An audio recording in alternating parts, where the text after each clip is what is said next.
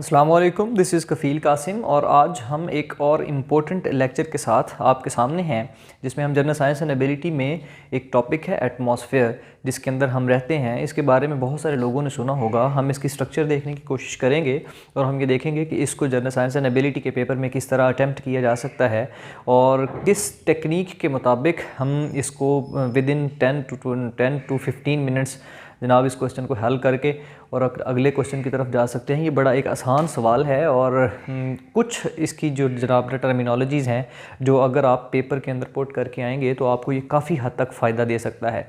ये ज्योग्राफी का भी क्वेश्चन है और इकोलॉजी का भी क्वेश्चन है और जनरल साइंस एंड एबिलिटी का भी क्वेश्चन है। ये बड़ा इंपॉर्टेंट क्वेश्चन है जो हम डिस्कस करने जा रहे हैं। सबसे पहले तो हमें इसमें क्लासिफिकेशन इस बात की कर लेनी चाहिए कि हम इस टॉपिक में क्या डिस्कस करेंगे। The very first thing that you should know that you are going to define the atmosphere, then you are going to describe the structure of atmosphere, and after the elucidation of the structure you are going to describe each and every function of each and every layer of atmosphere। अब हर एक layer का हर एक function भी उसमें बताएंगे और उसके बाद आप डायग्रामेटिक एक रिप्रेजेंटेशन देंगे जो कि आपको क्वेश्चन में इंट्रोडक्शन से फ़ौरन बात देनी चाहिए। उससे इस बात से एग्जामिनर को इस बात का अंदाज़ा हो जाएगा कि आपको वाकई क्वेश्चन आता है और आप एक ऐसी डिस्क्रिप्टिव किस्म की डायग्राम बना के आएँ ताकि वो आपकी जो डिटेल है उसको नाम पड़े।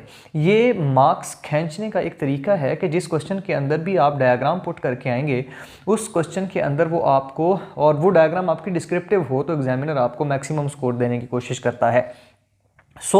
अगर हम एटमॉस्फेयर की डेफिनेशन देखें तो ये हमारी ज़मीन के अराउंड एक गैसेस की लेयर है या एक से ज़्यादा लेयर्स हैं जिसको ग्रेविटी ने अब जकड़ा हुआ है और ये लेयर्स ज़मीन के साथ अटैच्ड हैं और इस गैसेस की लेयर को फिर हम फर्दर छोटी छोटी लेयर्स के अंदर ना डिस्टेंस की बिना पर या और इसकी कंपोजिशन की बिना पर डिफरेंट तरीके से क्लासीफाई कर देते हैं। मगर if you are going to define the atmosphere generally than layer or the set of layers of gases surrounding the planet earth held by the gravity, तो हम इसको एटमॉस्फेयर कंसीडर करेंगे।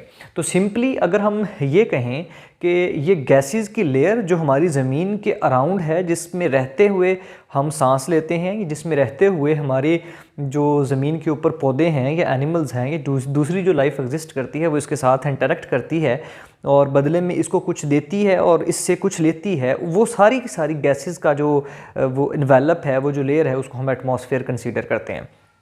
अब फ़र्ज़ करें कि ये जो है ना ये हमारी ज़मीन है, जो ब्लैक लाइन है ये हमारी ज़मीन के सबसे आउटर वाली लेयर जिसके ऊपर हम रहते हैं। जो ज़मीन के बिल्कुल ऊपर वाली साइड के ऊपर रहते हैं, जिस माहौल में हम रहते हैं, जो हवा हम अपने बॉडी के अंदर लेके जाते हैं, एनिमल्स लेते हैं या प्लांट्स लेते हैं, उस लेयर को हम ट्रोपोस्फेयर कहते हैं और इसकी जो मोटाई है, जो थिकनेस है, वो तकरीबन 12 किलोमीटर तक कही जाती है। ट्रोपोस्फेयर के बाद स्ट्रेटोस्फेयर है, स्ट्रेटोस्फेयर के बाद मीजोस्फेयर है, मीजोस्फेयर के बाद थर्मोस्फेयर है, इसके अंदर आयोनोस्फेयर भी आती है और उसके बाद एक्सोस्फेयर है। हम टोटल एक्सोस्फेयर से लेकर ट्रोपोस्फेयर तक राउंड अबाउट 900 किलोमीटर की ये जो लेयर बनती है, इसको हम टोटल एटमॉस्फेयर कंसीडर करते हैं। ये सारी की सारी मुख्तलिफ़ किस्म की गैसेस की कंपोजिशन है और मुख्तलिफ़ किस्म का टेम्परेचर है इनकी जगह पे और मुख्तलिफ़ प्रॉपर्टीज़ हैं हर एक लेयर की। लेकिन जो सबसे अहम बात है इन पूरी लेयर्स में से, एटमॉस्फेयर की इन तमाम लेयर्स में से जो ट्रोपोस्फेयर और स्ट्रेटोस्फेयर है ये मोस्ट इम्पोर्टेंट है specifically with the reference of life. क्योंकि जो ज़िंदगी है, जो फॉर एग्ज़ाम्पल जनाब ये हमारी अर्थ की आउटर लेयर है, तो इस जगह के ऊपर प्लांट्स मौजूद हैं, इसी जगह पे एनिमल्स मौजूद हैं, इसी जगह पे जनाब कोई दूसरे इंसान भी इसी जगह पे मौजूद हैं और दूसरे जितनी भी लाइफ है वो सिर्फ़ और सिर्फ ज़मीन के इस हिस्से तक एग्जिस्ट कर रही। अब आपने कोई भी जानवर, कोई भी पौधा ऐसा नहीं देखा होगा जिसका कद 12 किलोमीटर का हो, मतलब वो यहाँ से उठे और 12 किलोमीटर ऊपर तक जाए तो फिर उसका किसी दूसरी लेयर के साथ इंटरेक्शन हो। This is not the way. तो हमारा जो कद है वो 8-10 फुट है, तो 12 किलोमीटर की जो लेयर बनती है इस लेयर को हम ट्रोपोस्फेयर बोलते हैं और इसकी कुछ प्रॉपर्टीज़ हैं।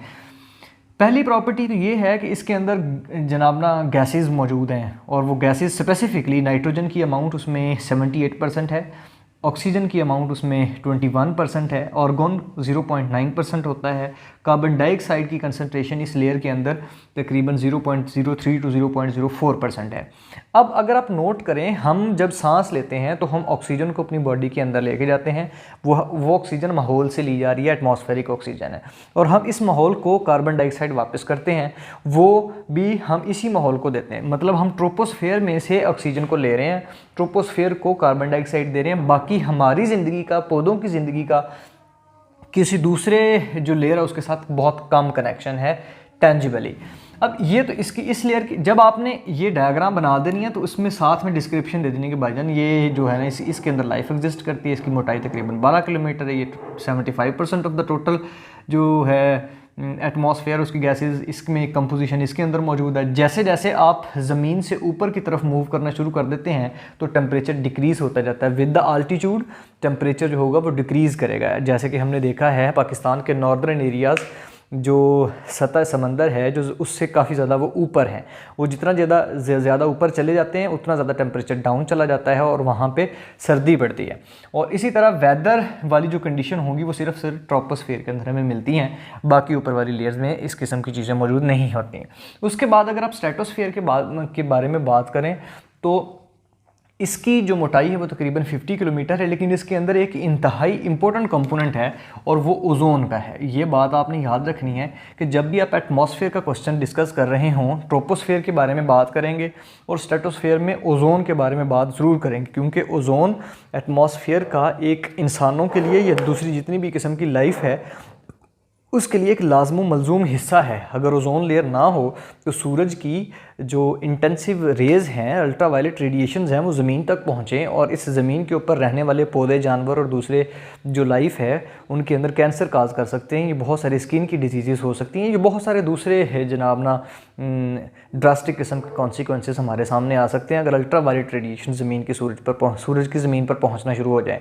तो ओजोन लेयर स्ट्रेटोस्फेयर के अंदर है, वो ओजोन लेयर जितने भी अल्ट्रावायलेट रेडिएशन है उनको अब्जॉर्ब कर लेती है, जिसकी वजह से ज़मीन पर रहने वाली जितनी भी लाइफ है वो सेव रहती है।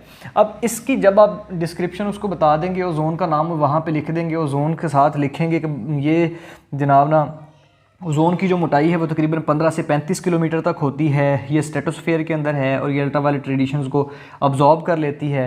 तो उसको पता लग जाएगा एग्जामिनर को कि वाकई आपने स्पेसिफिकली एटमॉस्फेयर के टॉपिक को ज्योग्राफिकल पॉइंट ऑफ व्यू से, साइंस के पॉइंट ऑफ व्यू से काफ़ी हद तक समझा हुआ है और वो कभी आपको कम स्कोर नहीं देगा। उसके बाद है मीज़ोस्फेयर। मीज़ोस्फेयर की अपनी प्रॉपर्टीज़ मौजूद हैं। इसके अंदर मेट्रियोइड्स जनाब ना वो शूटिंग जो स्टार्स होते हैं वो निकलते रहते हैं इसमें, और इसमें कुछ एयर के मॉलिक्यूल होते हैं। इसकी मोटाई 85 किलोमीटर तक। इनकी डिस्क्रिप्शन मीज़ोस्फेयर की बहुत ठंडी लेयर है ये, और इसके बाद टेम्परेचर जैसे जैसे जाएंगे वो इंक्रीज़ करना शुरू हो जाएगा, यहाँ तक वो डिक्रीज रहता है। तो इनकी जो प्रॉपर्टीज़ हैं वो तो फैक्चुअल है, 2-3 बातें लिखनी है आपने, मगर ज़्यादा अहमियत वाली जो एटमॉस्फेयर के अंदर बात है वो ट्रोपोस्फेयर और स्ट्रेटोस्फेयर की बात है। जो एग्जोस्फेयर है इसके अंदर सैटेलाइट्स, टेलीस्कोप्स और जो स्पेस शटल्स हैं वो इसके अंदर होती हैं। जेट प्लेन्स जो हैं वो बेसिकली इसके अंदर चल रहे होते हैं इसमें स्ट्रेटोस्फेयर के अंदर। सो ये कुछ बातें हैं जनाब ना आपने उसको लिख के दे के आनी है, जिसकी वजह से उसको पता चल जाए कि आपने वाकई एटमॉस्फेयर का टॉपिक पढ़ा हुआ है। तो बात जो सबसे अहम बात है वो ये है कि आपने तरतीब कौन सी रखी हुई है। बेसिकली तो सबसे सारी डिटेल्स आपके पास होगी। अगर आप पैराग्राफिंग शुरू कर रहे हैं कि मैंने जनाब ना एक तरफ से मैंने एटमॉस्फेयर को लिखना शुरू करना है और मैंने इसके 2 सफ़े भर देने हैं, ये बड़ा लेंथी क्वेश्चन है। मतलब इसको 10 से 15 मिनट लगेंगे, आप 4-5 मिनट में ये डायग्राम बनाएंगे, उसको डिस्क्राइब करेंगे, फिर हर एक लेयर की कुछ ना कुछ 2-4-5 लाइनें लिखेंगे, तो ये 1.5-2 सफ़े के ऊपर एक क्वेश्चन बनेगा। कहने की बात यह है कि आप इसको तरतीब इस तरह दें, आप सबसे पहले इसकी डेफिनेशन लिखें, डेफिनेशन के फ़ौरन बाद उसकी डायग्राम बनाएं, डायग्राम बनाने के बाद उसको बताएं कि मुझे ये सारी चीज़ें आती हैं, आपको अगली मेरी डिटेल पढ़ने की ज़रूरत नहीं है। ये डायग्राम डिस्क्रिप्टिव किस्म की होनी चाहिए जैसे कि यहाँ पर है, और आप इसके अंदर फर्दर पॉइंट्स ऐड कर सकते हैं जो आपको नया मिले। तीसरी बात, जो भी आप लेयर बता रहे हैं उसको आपने डिस्क्राइब नीचे करना शुरू कर देना है 1 by 1। अगर आप एंड के ऊपर ये क्वेश्चन कर रहे हैं और उसमें आपने ये सिर्फ डायग्राम डिस्क्रिप्टिव बना दी है, तो एंड पे आप एक पैराग्राफ ने जिसमें आप सारे के सारे फंक्शंस दें और मेन जो बातें हैं जैसे ओजोन लेयर है उसको आप हाईलाइट कर दें।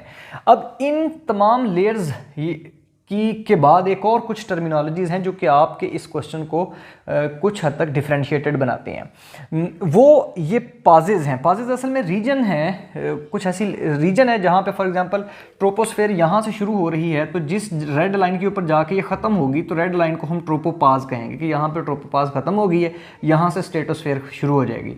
जो ये वाली रेड लाइन होगी इसको हम स्ट्रेटोपाज कहेंगे, जो ये वाली रेड लाइन होगी इसको हम मीजोपाज कहेंगे, जो ये वाली रेड लाइन होगी उसको हम थर्मोपाज कहेंगे। इससे ये जो पाजेज हैं ये बेसिकली वो वाले रीजन हैं जहाँ से हम एक लेयर को दूसरी लेयर से अलग करते हैं, डिफाइन करते हैं, तो डिफरेंशिएट करते हैं। सो जब आप इन ट्रोपोपाजेज के बारे में बात लिख देंगे या यहाँ पे आप डायग्राम के अंदर भी लिख देंगे तो उसको काफ़ी हद तक सेटिस्फाई हो जाएगा कि यार ये 5 नंबर का सवाल है तो उसको 5 ही दो, 10 का है तो उसको कम से कम 8-9 देने की कोशिश ज़रूर करो। सो इसके बाद आपकी प्रेजेंटेशन एक्सप्रेशन पे आता है। स्पेसिफिक वर्ड्स को ज़रूर हाईलाइट करके आएँ, पाजेस के बारे में लिखें, ओजोन के बारे में लिखें, गैसेस को वो डिफरेंशिएट करके लिख के आएँ, इसकी डेफिनेशन लिखेंगे, एक सीक्वेंस में लिखेंगे तो आपको ये क्वेश्चन काफ़ी हद तक अच्छा स्कोर करने में हेल्प करेगा। हम इस किस्म के बहुत सारे question general science and ability के और भी साथ में अपलोड करते रहेंगे, इसलिए नेक्स्ट वीडियोज़ को देखने के लिए जो आपके पास पहुँच सकेंगी चैनल को सब्सक्राइब ज़रूर कीजिए। Thank you so much. Allah हाफ़िज़।